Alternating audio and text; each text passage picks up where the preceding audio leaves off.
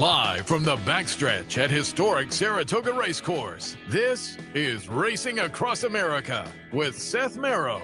Racing Across America is brought to you by Pinnell's Restaurant, a Saratoga tradition since 1922. 284 Jefferson Street, Saratoga, just minutes from the track. And the Clubhouse Racebook, 711 Central Avenue, Albany. When you can't make it to the track, make it to the Clubhouse Racebook.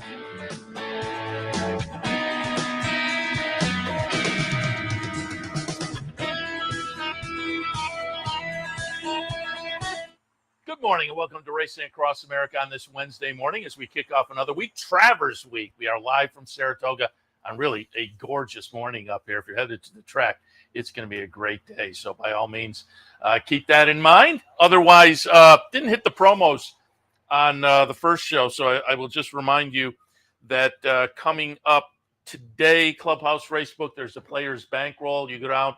The bankroll team gets selected, and then you make the plays for the afternoon. So keep that in mind. Players bankroll this afternoon, Clubhouse Racebook. Tomorrow it's the prize wheel day down there. Friday, $100 trifecta challenge. The bounty bet on Friday, that resets. Somebody picked up the bounty last week.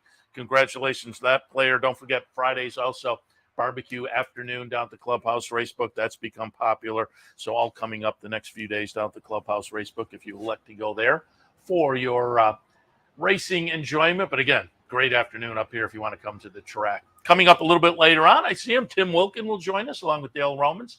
They are now doing a weekend podcast or radio cast that you can pick up later on as well with our friend Mike Penna on the Horse Racing Radio Network. They've been doing the I Ask, They Answer segment for a while. So we'll bring those two on, talk a little bit about that and more coming up later on in the show. Also, last night, I was at the TRF fundraiser, the barbecue at the Saratoga Winery, shot some video up there. So we'll show that a little bit later on as well, because it was a fabulous night out there. Gorgeous weather-wise, 500 people showed up to benefit the Thoroughbred Retirement Foundation. But as always on Wednesday, happy to be joined by someone in the rotation from the Saratoga Sepcial, but we move on to the next generation. We've been sent Nolan Clancy from the Saratoga Sepcial. Nolan, welcome.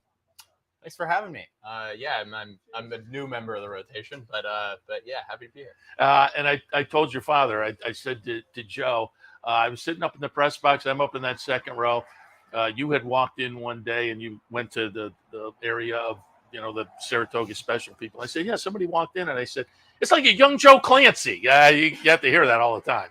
A little bit, yeah. I mean, we might be the talkative people in the press box, so I apologize. It feels like there's 4 or 5 of us up there, talking every day. But yeah, no, I've been getting it a lot, but I think we're finally through the interview stage where every trainer has to say, "You were this tall last time," and it's like, okay, everybody was. Do we need to do that every time? But I think we're through it now. Talk about that because at the beginning of every season, I remind people about the Saratoga Sepcial, how special it really is to Saratoga, a racing-focused newspaper. And again, you can pick it up on track around town or go to the This Is Horse Racing website to get the issues online as well.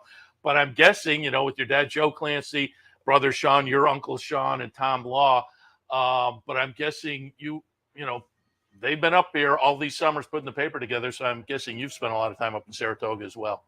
Yeah, it's weird. So both of my older brothers were actually more involved in the distribution from a young age and stuff, and I always had lifeguarding at home or other things at home, and I was there keeping my mom company and everything, and I think it made this more special that I could be here for the whole meet, and it's been really fun. It's cool to finally cover the races and feel like I'm prepared enough to do that, and it was something that sort of it's daunting going in, but it definitely feels more comfortable now. You were a lifeguard. I was a lifeguard too. Yeah. Nice. Yeah, best summer job in the world. Besides that's what people say though, but you're sitting out in the sun all day long. Yeah, but there's like free food and I don't know, but we had a snack bar. I wasn't really. I'm not going to the free food as a benefit for me, but it had its benefits. There's no question about that. Talk a little bit about what your summer's been like so far, and you're putting out some copy in every issue, I'm assuming. Yeah, so it's been sort of, we have a team of the young people doing the young people and Terry Hill, who is our oldest intern. he calls himself the oldest intern in the world. But he so we put out kind of the recap copy. I'm there. I don't know. I'll stay there. The only intern that's there through the deadline. We were like, I don't know, 1:00 last night. So it's been cool. I mean, I'll still do stuff around the barns and preview some stuff too. But yeah, kind of getting a little bit of everything in terms of the publishing process. What's the life game plan?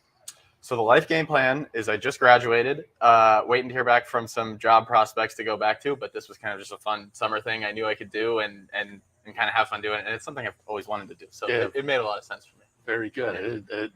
A college break. It does seem like a good gig. Come up to Saratoga, do a little writing for the special one. And I think like, I don't know. I've told a couple of people this about. So I was a journalism major at school. It's not. I don't know if I'm gonna stick in this kind of journalism or anything like that. But covering racing it should be a class in journalism college. Like the class should go to the races because something happens every time, and there's usually more than one story to tell in every single race.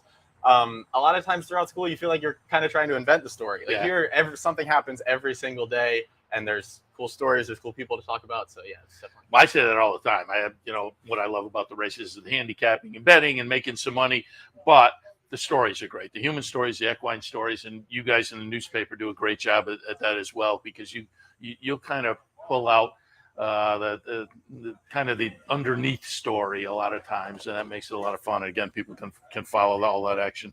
Special, pick up the live copy or get it online. We were talking when you sat down. Got a replay here of the stretch run of the Alabama. You said you're on the backstretch watching, which is a great location down about the mid track. There are a lot of people that hang out there and watch the races, and a fun angle to watch. But give me some of your thoughts. Randomized stepped up, and wet paint runs okay to get second, never threatens for the win, but Randomized gets it done for Chad and Klarovich in the Alabama, and kind of inserts herself into the 3-year-old filly picture. Yeah, I definitely liked wet paint going into the race, but that was the perfect strategy to take her down. Yeah. I mean, you go to the lead, you're going to be able to lope along. Joelle settled it down really nice. And yeah, it feels like it kind of a no-brainer that would happen. Somebody to be assertive on the lead was going to kind of get that done. So and Chad and Klarovich, it sounded like Seth Klarovich kind of talked you Brown into going. So nice move on the owner's side of things there. But that was certainly a nice highlight to the meet. The Alabama always is. We have the Travers coming up this weekend. They had the draw last night. The installed as the morning line favorite is Forte at 7-5. Arcangelo is 5-2. Mage 4-1. A field of 7. Arcangelo is feeling good and working. The reports are very good and whatnot. That layoff concerns me a little bit. But Forte, that close-up win in the Jim Dan. I haven't settled anywhere yet, but you have any thoughts on early thoughts on the Travers? Yeah, I definitely haven't settled anywhere either. I mean, it's really shaping up to be a cool race, even though, I mean, the field kind of has shrunk down from what we kind of had hoped or thought it might be.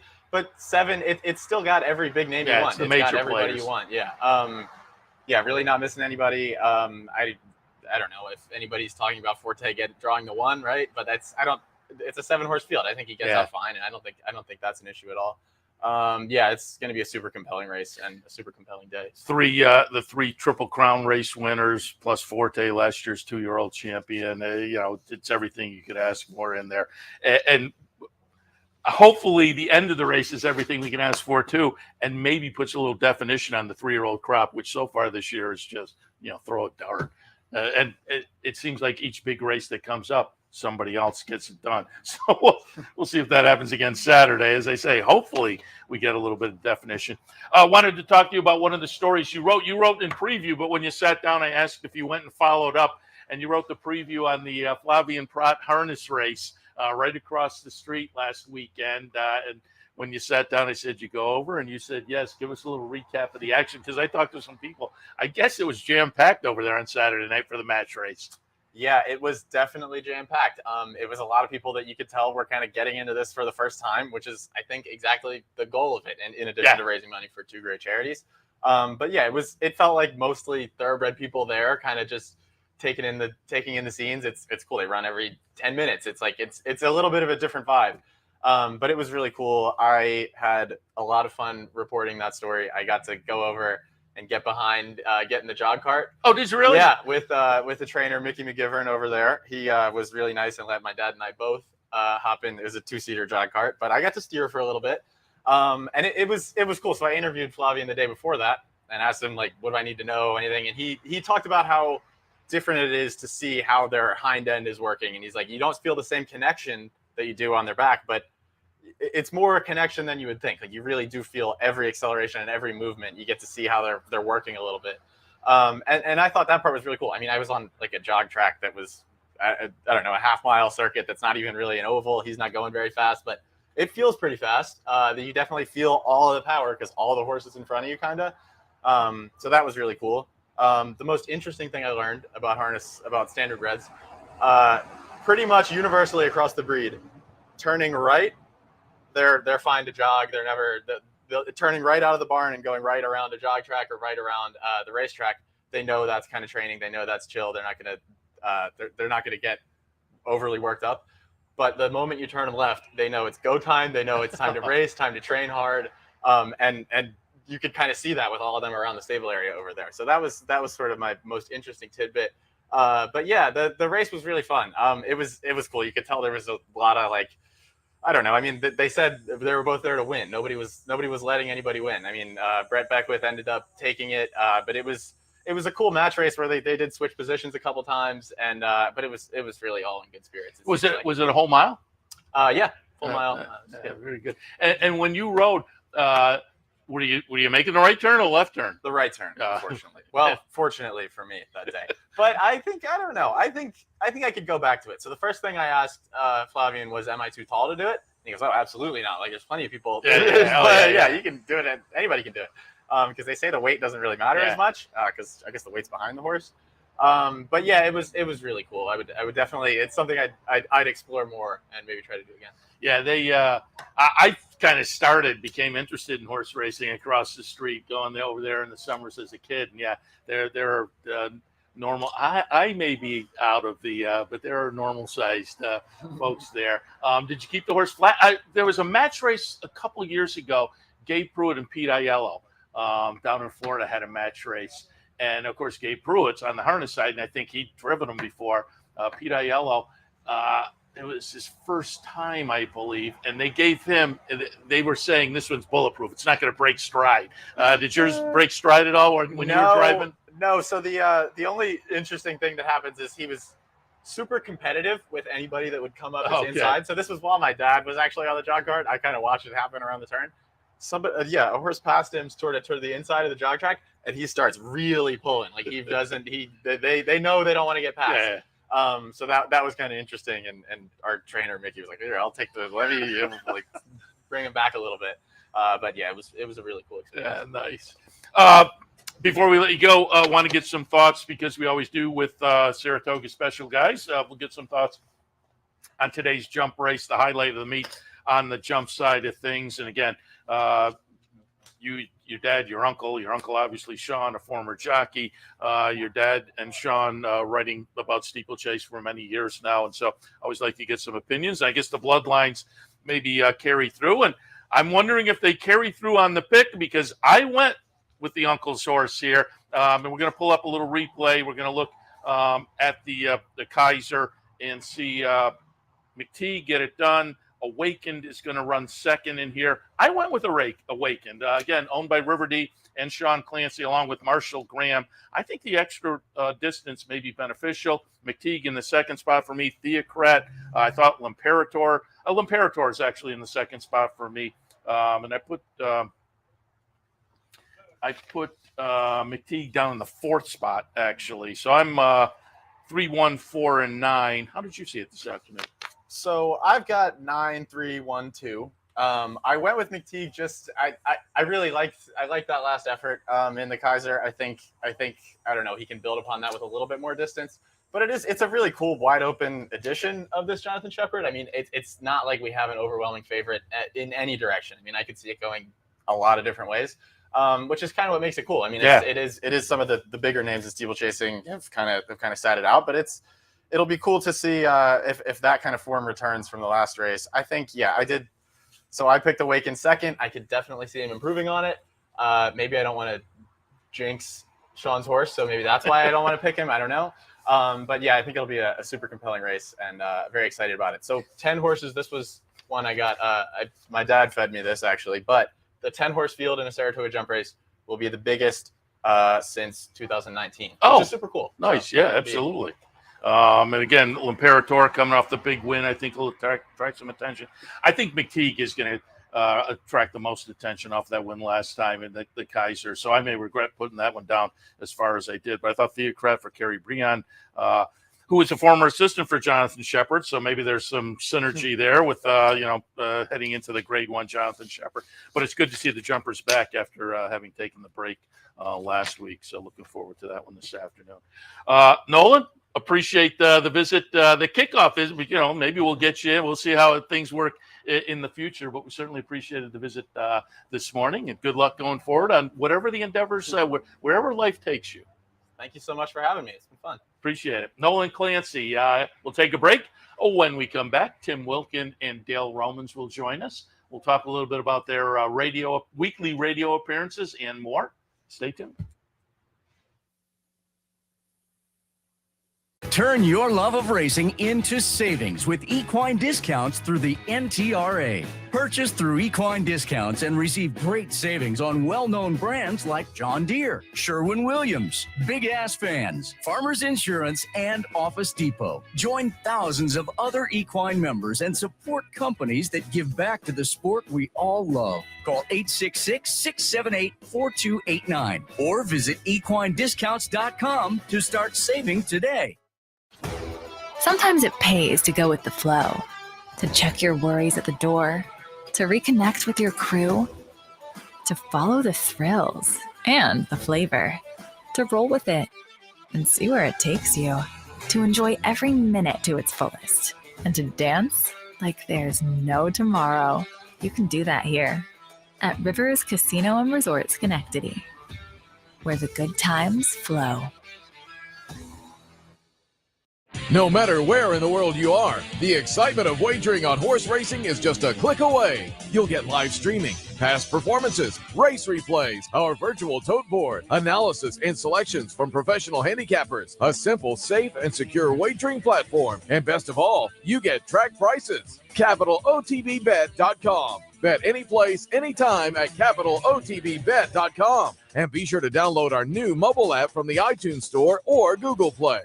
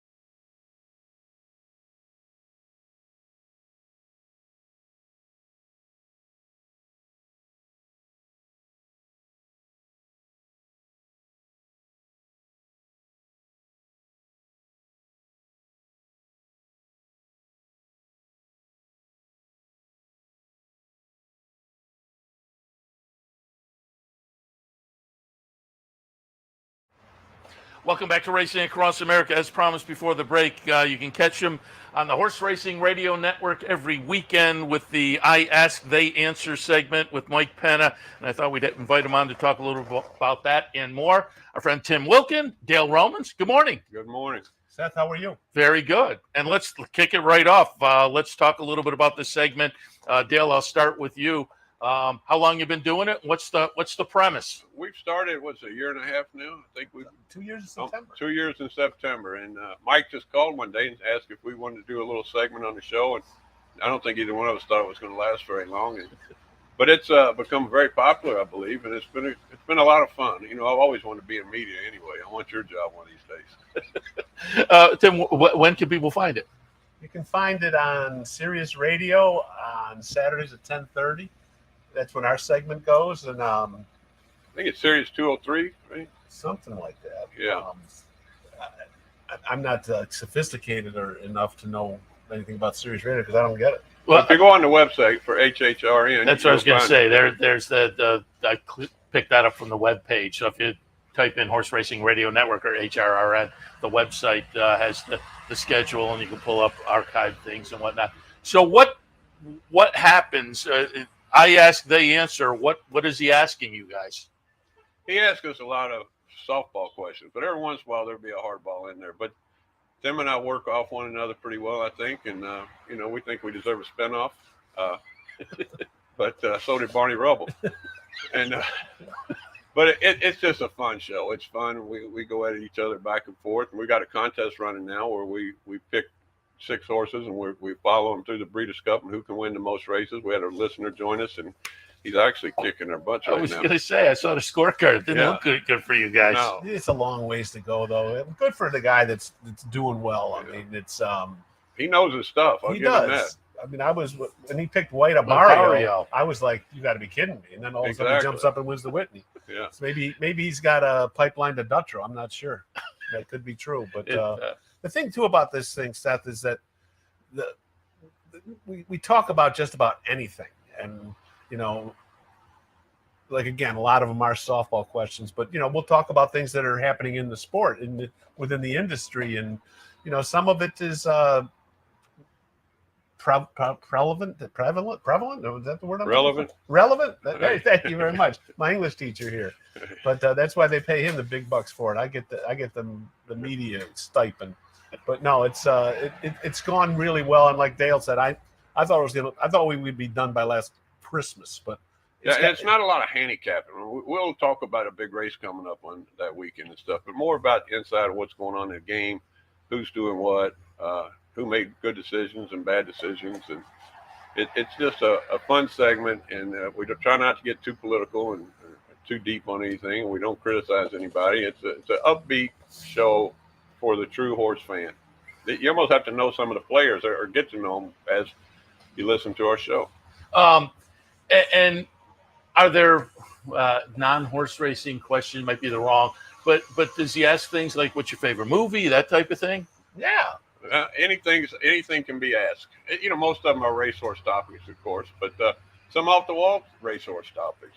We talked about the Super Bowl. We talked about who would play us in a movie. Right. That kind of stuff. And Well, let's go there. Well, I think it should be Brad Pitt, but or George Clooney, one of those guys. Well, I said Tom Hanks, and then for myself, but then he wanted us to pick who we think should play the other. Oh, And I said for Dale, Paul Sorvino, the actor. okay. And then he comes back with me and said, Ned Beatty. Ned Beatty. I mean, we could pick dead or alive. So I picked Ned Beatty. He's from Louisville too. So Ned Beatty. Yeah. I love Ned Beatty. I didn't know he's a Louisville guy. Yeah, he's born and raised in Louisville, Kentucky. Very good. You know everybody in Louisville. Yeah. Then I'm going to ask you a related question. Each of you can tell me what's your favorite horse racing movie. I was a film school graduate, so I love movie talk. My favorite horse racing movie, I think, is kind of outdated. People can still find it on YouTube. Boots Malone with William Holden. You're going way back. You get to the nitty gritty, but it's definitely a little outdated these days. But the best behind the scenes movie of all is Let It Ride. You got to Yeah. say Let It Ride's a great movie. And anybody who's spent much time on the racetrack can go through and see each character and name one of their friends that acts just like That's that right. character that show does. that is true. I would pick, this is going to be, some people may not think it's a horse racing movie, but horse racing is a big part of it, is The Sting. With Paul Newman okay. and Robert Yeah, Redford, they put the sting on this guy, and the horse racing was the Yeah. backdrop Yeah. for it. It was an awesome movie because people are going to say Secretariat, they're going to say Seabiscuit, But Let It Ride was a great movie, and I love this thing. Seabiscuit certainly is the luscious. I mean, the most production That's the value. most historic and the most, I think, realistic of all the horses of racehorse movies about a specific horse, whether it be Secretary to Ruffian. I thought that Seabiscuit it looked great. Very and well they done. Spent as compared to the Secretariat movie, which clearly was kind of done on the cheap. The thing is, people that don't know horse racing probably loved it. Yeah. People that follow horse racing say, man, there's a lot of mistakes in this movie. Yeah. But people who love horse racing, I think, love Seabiscuit. Yeah. And it told a lot of history. And I grew up when I was young with a lot of guys that were from that era or one generation removed, and I'd heard all those stories. But to see it on film was really good. And the book is by far the best book about horse racing. It's even better than the movie. As we're talking movies for our Part audience, of it was filmed right up here. Yeah. For our audience, we should mention the Hennigan brothers and the First Saturday in documentary. May is probably as good a documentary as you're ever going to see. I mean, it might be a little dated now too, but anybody who hasn't seen it should go back and watch that. And it really does show you how the road to the Derby comes together. And boy, they got lucky. You could not do that again. Yeah, they picked like 10 2-year-olds to start with, and I think they end up with 4 of them in the Derby, including the winner. And it turned out really well. Yeah. Weren't you in that? I had a little role in there. Yeah. a Come little on, role, you got right. to paint yourself up a little bit. Exactly. You, the family, and whatnot. Tout the family a little bit because people have seen your kids around the track. Yeah, both of them. They're doing well. My daughter's working in D.C. She's politically oriented and working on it. She has a Zoom yoga class that she does. So anybody wants to do yoga, get on there and look her up. Google Bailey Romans. It's good. And then Jake works with me a lot. He's a jockey's agent. He's got 2 jocks back home, Martin Garcia and Martin Schwann, 2 very capable riders. And it's fun. We work together. He's taking a lot off my plate doing all the paperwork and Interesting stuff. He was prominent in First He was Saturday. prominent First Saturday. He was just a little kid back then, and we go watch it now. It's amazing how things change. Yeah, crazy. Let's talk a little bit. Coming up on the weekend is the Travers. I'll get some of your thoughts. And Tim, I'll start with you because I pulled up, and the guys can show it. I pulled up from your Twitter feed the other day. You were out in the backstretch, and Arcangelo reported to be working well, but you had him in the round pen. Man, he's feeling good, clearly. Talk a little bit about Arcangelo and what you've seen on the backstretch. The thing with him, he's bucking and kicking and screaming here. But the thing he also does, he rolls every day, which horses love to do. I mean, he goes in there right after after he gets off the track, goes in there, rolls around, and just has a heck of a time. But, he has grown up, matured. He's matured a lot since the Belmont. And I expect him to run a really big race. I mean, he hasn't run since the Belmont. Yeah. And Jenna Antonucci trains him differently. A lot of people train their horses, work them every 7 days. She'll go 10, sometimes 12, 11, 12. But she's got the horse right where she thinks he needs to be right now. And I think he's going to run big. I don't know if I'm going to pick him, but I think he's going to run a real big race. And this is the first time since 2017 we've had the 3 winners of the Triple Crown races in here, and the last time in 2017, none of them won. Yeah, they're not the favorites for Saturday, which is interesting.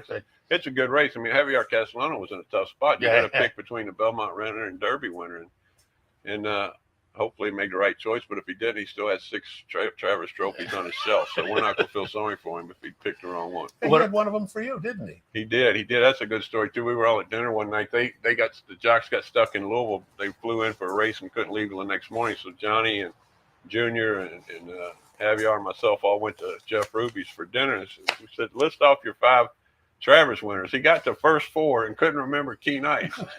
And Johnny kept pointing at me and said, who is the 5th? Who is the 5th? So we still have fun about that. And I was going to add that to the mix. We couldn't talk Travers and not toss in Keen Ice, so I pulled up the stretch run. It's the 2015 Travers. Keen Ice is going to be the number 7 horse, but notable, running second at 35 cents to the dollar. Number 2 is going to be American Pharaoh.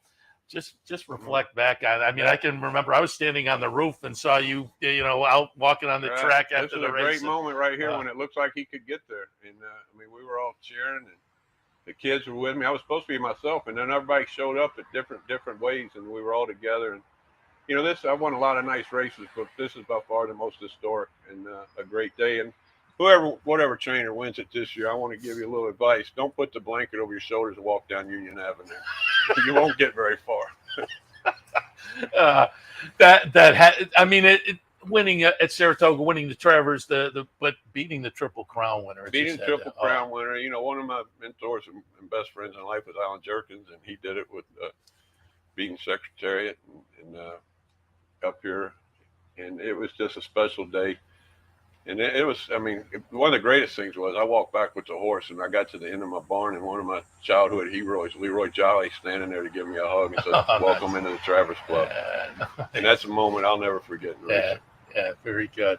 Thoughts on this year's, I mean, you know, we touched on it. I mean, I've been saying right along, we got the 3 Triple Crown. I will say one of my favorite memories of Saratoga when I was a kid and just kind of getting into the game. 3 Triple Crown winners, but I had the ticket on Runaway Groom to upset the 3 Triple Crown winners. So we'll see what they can do. Forte in here, but I'm hoping the 3-year-old picture can kind of get a little clearer. We'll see if that happens on Saturday. A lot will be said today or Saturday when it comes around. And you know, I would like to ask for Foley if this would be more important to him than winning the Derby. I think, you know, being a New York guy and coming to Saratoga all his life, it'd be great to see him win too. Yeah, no question about it. He could have quite the double going. I mean, if he has Nest running the personal ensign on Friday, and then come back with Forte, I'm sure he's feeling a little bit of pressure right now. Yeah, I think Todd is. It's not easy being Todd. I can tell you. I know. He's got, you know, you got the good horses. When you get to the point where you're supposed to win, this is a tough gig. Yeah. The pressure goes on, but that's the kind of pressure you want. You want it, right? We end up driving off of it. Yeah. Dale, let's talk a little bit about coming up today. You have Coppola in the 3rd race. I think that 3rd race is kind of a salty little event. What are you expecting from Coppola this afternoon? You get up to this condition and allowance races, they're all salty up here. Yeah. I mean, it might as well be it's a grade 3 allowance race. So he's doing well. He ran big for us at Churchill. Hopefully he's back on his game. He's going to run big today. And I noticed I pulled up on Equibase, got a lot of horses running down at Ellis. So what's your split? How many horses do you have up here? Really, Kentucky's so strong right now. Yeah. It's hard to justify being here, but I just love Saratoga. So I just brought a dozen up here, and we turn it into a little vacation and network and do all the things you do. And I do a lot of speaking engagements at night around here, and it's I just love Saratoga. I love horse racing. So if you like horse racing, this is where you have to be in the summer. Yeah, no question about it. And I also wanted to touch on one other because, as I say, pulled up your Equibase entries, and you have Giant Game for our friends at West Point. I went back and pulled up a replay of the Cornhusker. Giant Game's going to be the number 1 horse here. Subsequently ran up here a few weeks ago, but now you're headed down to Charlestown for the Charlestown Classic. Yeah. This was a pretty good night. You know, Dennis Allball is from Des Moines, right outside Des Moines and Ankeny, and so he wanted to come up and run in the Cornhusker. They inducted him into the Hall of Fame the night before. He wins this race the next day, and in his little car he has in a car race and won a big race that night. So he had a heck of a weekend. But this is a nice little horse, and we were planning all along going to Charlestown, but then the Whitney kind of got light, so we took a shot. Yeah. And he didn't run terrible, but we were going to skip this race, but it kind of fell apart, and it looks like a field he's going to be tough with. All right, so that's Friday night down at Charlestown.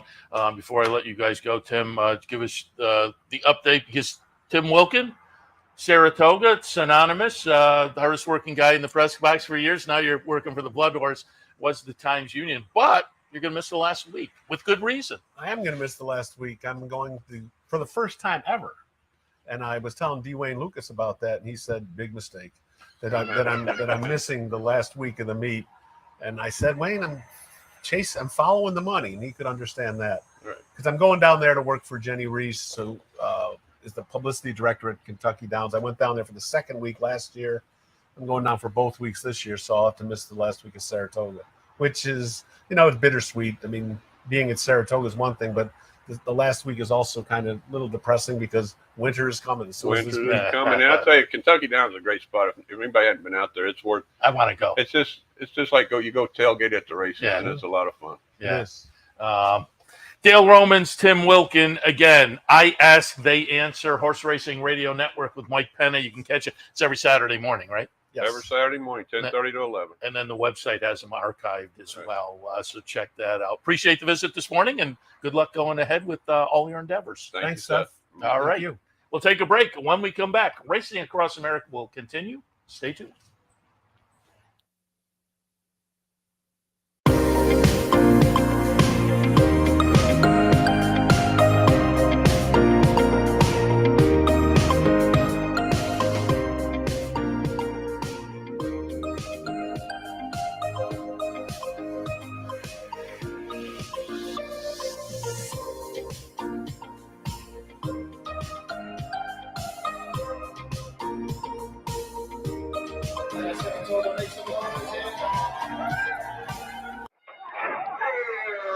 Why just watch the races when you can be in the middle of the action? For nearly 20 years, Bonaventure Stables' share-based ownership program has made thoroughbred ownership affordable for the everyday fan. Ownerships of 5 and 10% are now available on a nice selection of horses. As a partial owner with Bonaventure Stables, you'll enjoy all the benefits afforded every owner. Visit with your horse in the private stable area. Greet the trainers and jockeys in the paddock. And when your horse wins, savor the moment in the winner's circle at Saratoga, Belmont, Aqueduct, or wherever you bring home the prize. Based in historic Saratoga Springs, Bonaventure Stables has been training winners and creating memories since 2005. Learn more, see available horses, and meet our team at bonaventurestables.com. Welcome back to Racing Across America on this Wednesday morning. Wednesday after Tuesday night. And the 7th week Tuesday has traditionally been the last 5 years the Thoroughbred Retirement Foundation barbecue up at the Saratoga Winery. It's kind of progressively become bigger and bigger. And last night, 500 people there. Again, I mentioned at the earlier show. If you have never been, mark it on your calendar for next year. It's a lot of fun. I mean, it's a great crowd. Horse racing people, like-minded people. You will likely see some friends of yours up there. I saw plenty of friends of mine, and it's a fun night. Good food, good friends, and 5 to 9, and just kind of, they have a great backyard there. And you'll see on the video I pulled up, it's just, they have a little raffle with some great items, and then they have a silent auction with some fun items. It really is a fun night. So last night I went up, took my little camera and buzzed around and just got some shots of the atmosphere and the ambiance, but also did some interviews as well, just kind of talking about the good work of the Thoroughbred Retirement Foundation. So we'll head to that tape right now. We'll come back and do a little more news and notes before we wrap it up on this Wednesday morning, Racing Across America. But up next, just last night, the Thoroughbred Retirement Foundation charity event, the barbecue at the bar in the Saratoga Winery.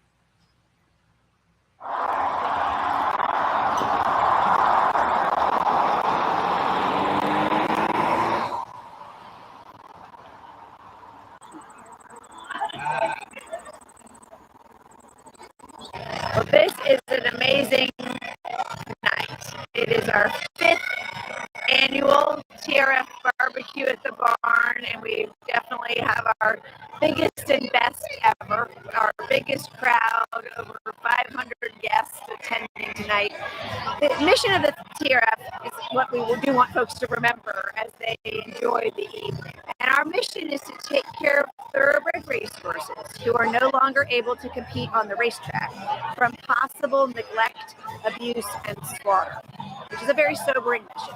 We are the last resort. We are the safety net to make sure that those that can no longer pursue an athletic career, or who were never able to pursue an athletic career after their racing, have a warm, safe, secure, happily ever after. And that's what we do. For 425 horses across the United States, we are taking care of these horses.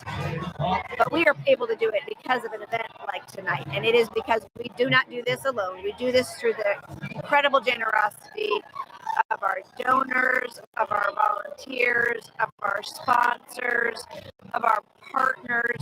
And the great thing about a night like tonight is that pretty much everyone who's ever participated in helping us in some form or fashion have come here to the Saratoga Winery on this beautiful night. And we're getting to celebrate that together at the same time that we raise money for the horses that we love.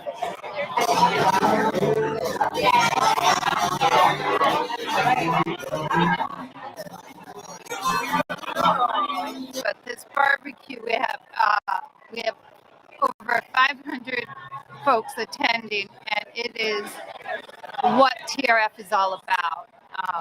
Truly amazing. You can tell, if you look around, how many people support TRF. We began 20 years ago, and at that time there were very few retirement options for horses. That's why you ran them until they could almost fall down. Today, there's over 300 nonprofit retirement areas for thoroughbreds. And every time we buy a horse, we guarantee, and all our owners agree, that we will place the horse in a safe second home, whether they develop a career or they're just enjoying retirement. But that is a responsibility that its owners we owe to these athletes. It was something that I was always passionate about from the word go. When I was old enough and big enough to ride a thoroughbred off the track, it was something I was passionate about. So the Thoroughbred Retirement Foundation, they provide that safe haven for the horses that can't go on to those second careers. And I think it's so invaluable because these horses still have a purpose. They still can have a job. And helping the incarcerated individuals as they, navigate the world after prison life, they're helping them get that foundation, learn to be humans again, and also learn a trade in the same respect because of these horses. So I think it's just such a paramount foundation, a paramount issue that we as an industry can wholeheartedly support. I have been with Walk Hill Correctional Facility for 5 years now, and I did 2.5 years volunteer work prior to working with the Department of Corrections. So the Department of Corrections and the Thoroughbred Retirement Foundation has had a connection for the last 40 years.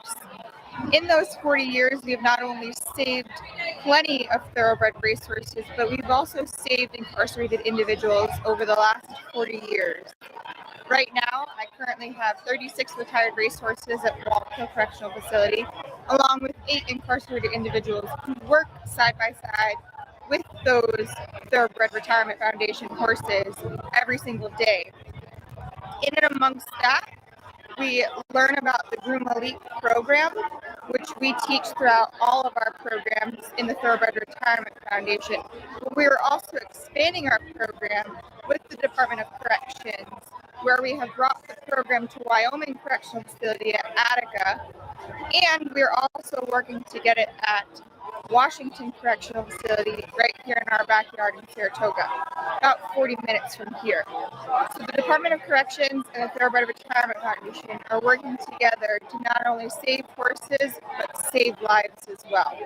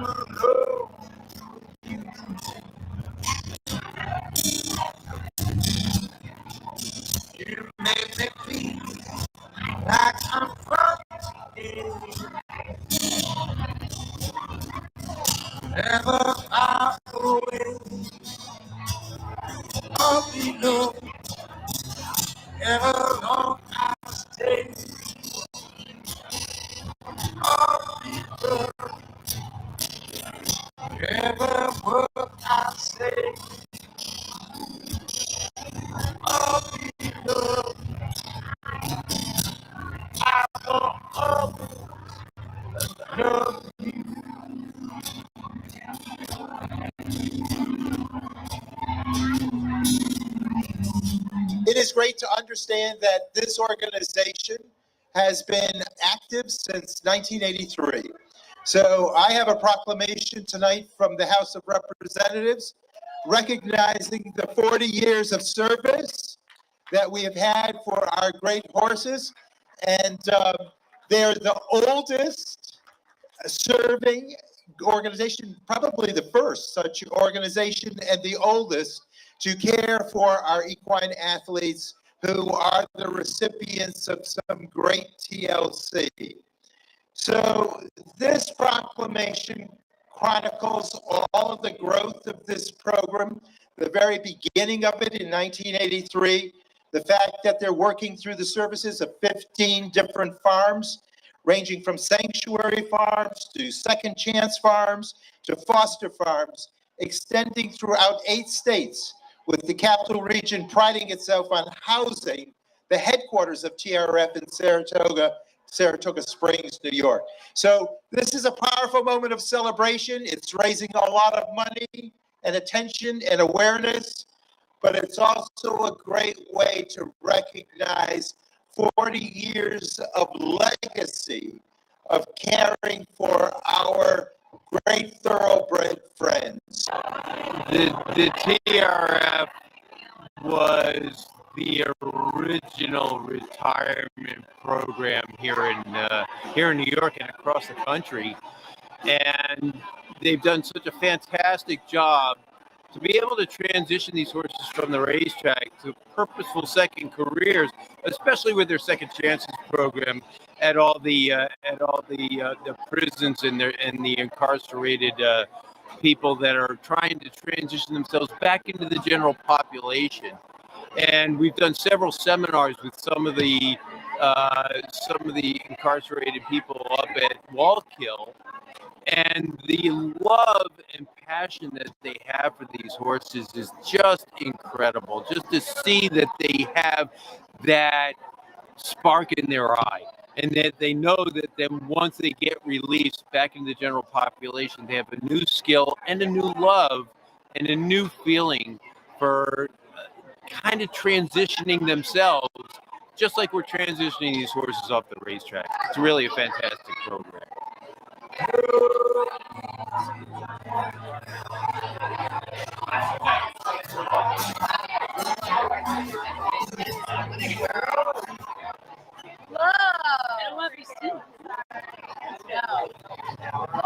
One of our founding sponsors at the In the Money Media Network is the Thoroughbred Retirement Foundation, and I love working with them. I really believe in the mission, helping horses, helping humans through the Second Chances program, and they're responsible for one of the events of the season, the TRF BBQ at the bar.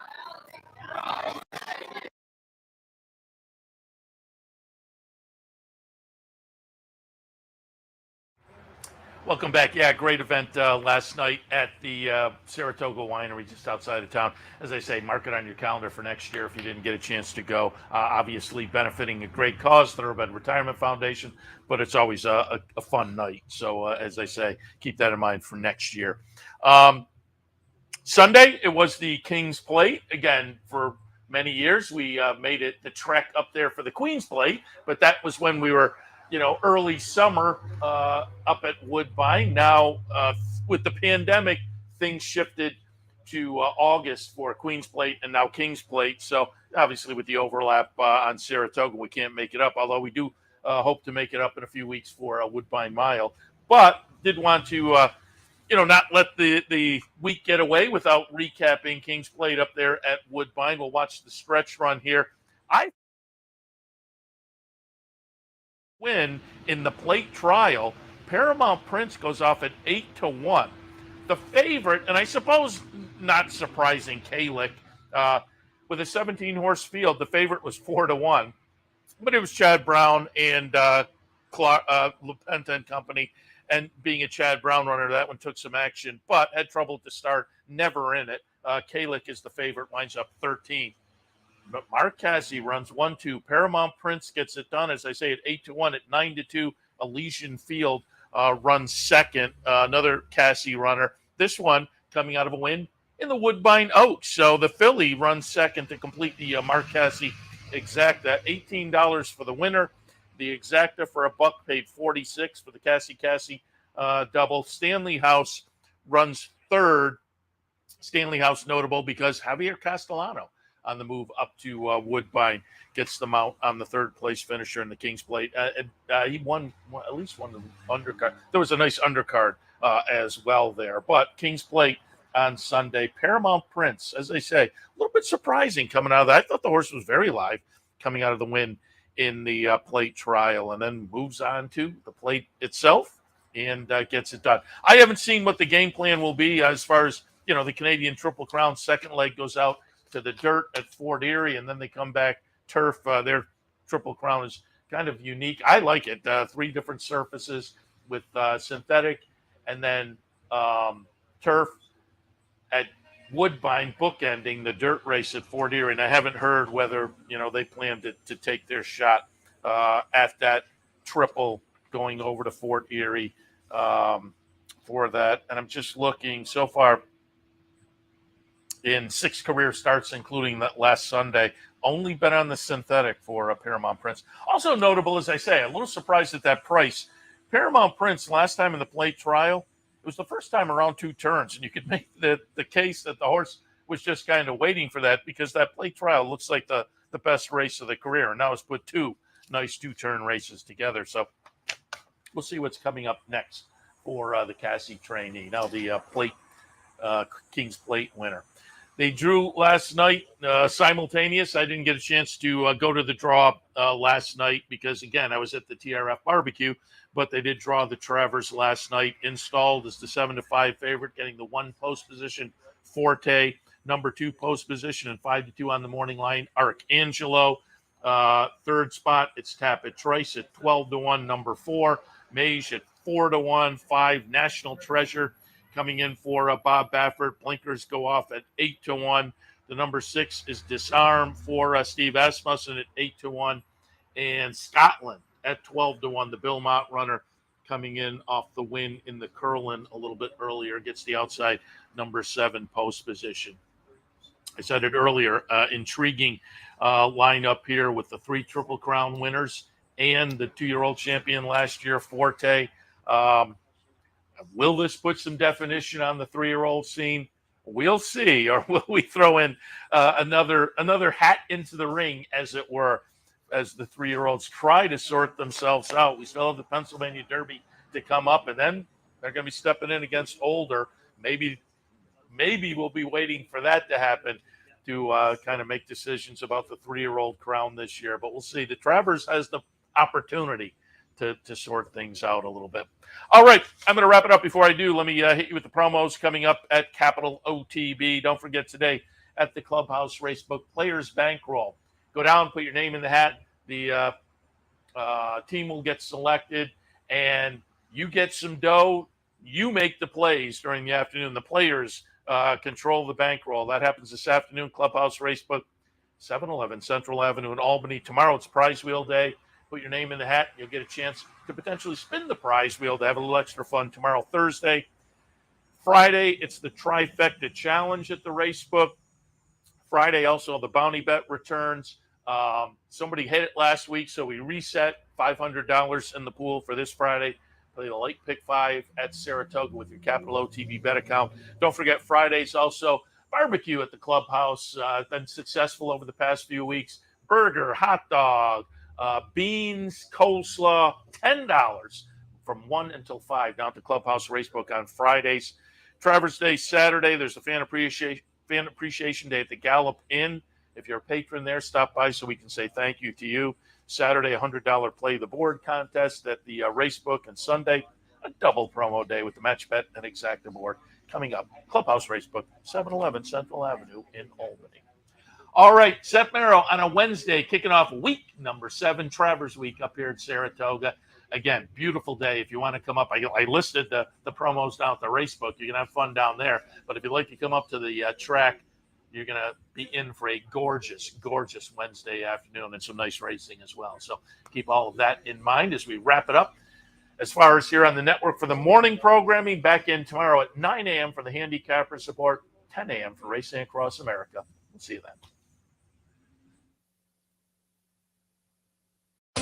Capital OTB is now streaming live on Roku. The RTN Racing channel on Roku lets you watch OTB TV live through your Roku device or your Amazon Fire Stick, rather than being limited to computers and mobile devices, which means you can now watch OTB live wherever you are. Simply open Roku, scroll to find the RTN channel, then click on OTB TV.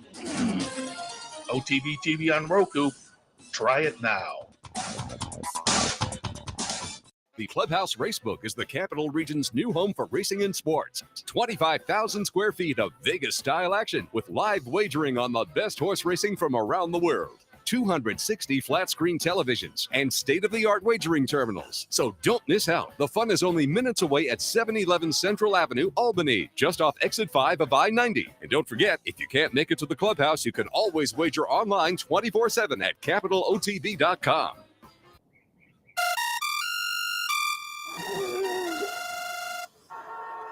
Come on. I want sales reports on my desk by Monday. Oops, my bad. Love racing? RTN brings you every live simulcast on your home television, plus live video streaming and race replays on your PC and mobile devices. To order, visit rtn.tv. RTN, a breed apart. You've been watching Racing Across America.